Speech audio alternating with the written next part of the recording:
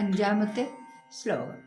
രാജ്ഞാഥ പാരണ മുഹൂർത്ത സമാപ്തി ഖേദാത് വാരൈവ പാരണമകാരി ഭവത്പരേണ പ്രാപ്തോ മുനിസ്തദഥ ദിവ്യദൃശാ വിജാനൻ ക്ഷിപ്യൻ കൃതോധൃത ജഡോ വിതതാന കൃത്യം. നമുക്കറിയാം, ദ്വാദശി നാളിൽ വ്രതം അവസാനിക്കുന്ന സമയത്താണ് ഈ ദുർവാസാവ് മഹർഷി അംബരീഷിൻ്റെ ഭവനത്തിലെത്തിയത്. മാർഗശീർഷം മുതൽ 12ാമത്തെ മാസമായ കാർത്തികയിലെ ശുക്ലപക്ഷ ദ്വാദശി നാളിലാണ് സംഭവം നടക്കുന്നത്.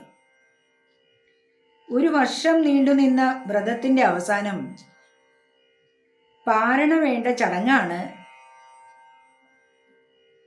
അല്ലേ. ദ്വാദശി നാളിൽ ആണ് ആ വ്രതം അവസാനിക്കുമ്പോൾ പാരണ നടത്തണം.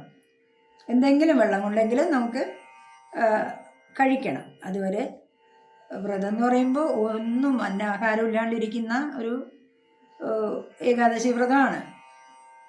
ഇതറിയാവുന്നത് കൊണ്ടാകാം രാജാവിനെ പരീക്ഷിക്കുന്നതിന് എന്ന പോലെ ദുർവാസാവ് മടങ്ങി വരാൻ വളരെയധികം താമസിച്ചു.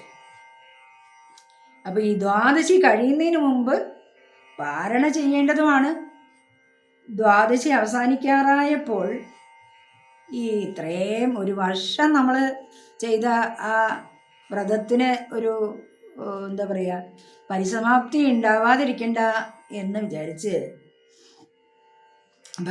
രാജാവ് വളരെയധികം വിഷമിച്ചു.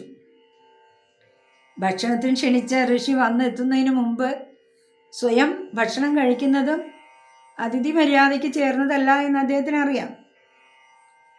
എന്നാൽ പാരണ മുടങ്ങിയാലോ താൻ ഇതുവരെ അനുഷ്ഠിച്ച വ്രതത്തിന് ഭംഗമുണ്ടാവുകയും ചെയ്യും.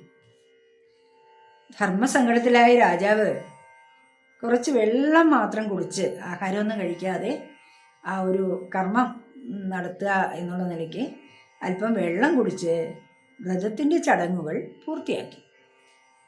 അപ്പോഴേക്കും ദുർവാസവ മഹർഷി അവിടെ എത്തി. രാജാവിൻ്റെ ഈ പ്രവൃത്തി ദിവ്യദൃഷ്ടി കൊണ്ട് അദ്ദേഹം മനസ്സിലാക്കി. മഹർഷി ദേഷ്യത്തിൽ രാജാവിനെ ശകാരിക്കുകയും അദ്ദേഹത്തെ നശിപ്പിക്കുന്നതിന് വേണ്ടി തൻ്റെ ജട പറിച്ചെടുത്ത് അതിൽ നിന്ന് സർവവും ദഹിപ്പിക്കുന്ന പിശാചിനിയായ ഒരു കൃത്യയെ സൃഷ്ടിക്കുകയും ചെയ്തു. നോക്കണേ, ഒരു കഷ്ടകാലം അംബരീഷിൻ്റെ.